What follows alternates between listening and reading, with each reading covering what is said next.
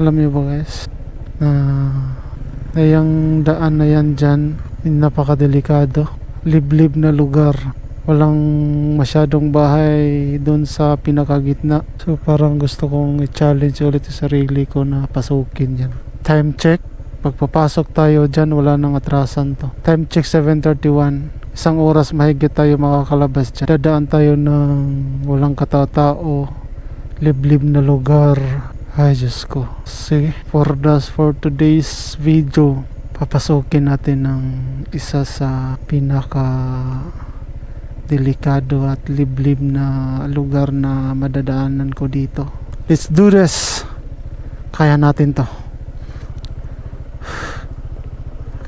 May kasangga naman tayo, and dyan naman yung si TDD, yung pangmalakasang ilaw natin.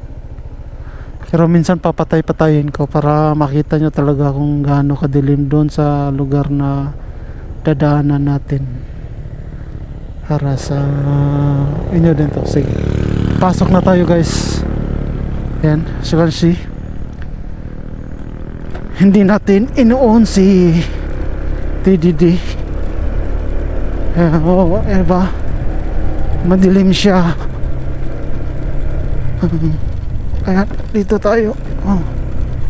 Yan.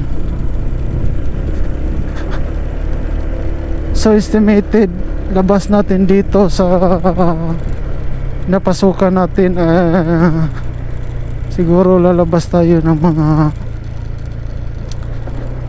today is 7:30, so mga siguro mga nasa 8:30 kasi hindi maganda ang daan dito. Kaya di tayo makapagpatakbo ng mabilis. To malalim ba to? Okay. Ayan. So yan, papasok na tayo sa isa sa pinaka liblib na lugar or na kalsada na madadaanan natin. O yan, iuna natin yung pangmalakasan nating ilaw.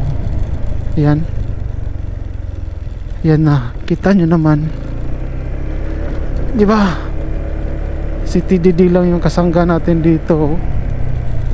Kita nyo naman, walang dami kasing nire-repair na daan dito, kaya hindi tayo makapagpatakbo ng mabilis. Kaya medyo matatagalan tayo sa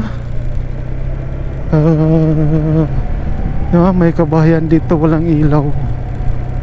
Tingnan nyo naman, diba? Uy, simula ng Diyos ko, simula na akong nangingilabot.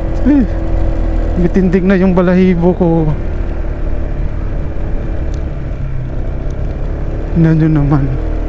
Tignan nyo naman kapag papatayin ko yung ilaw natin, no? Oh, see, diba? Wow.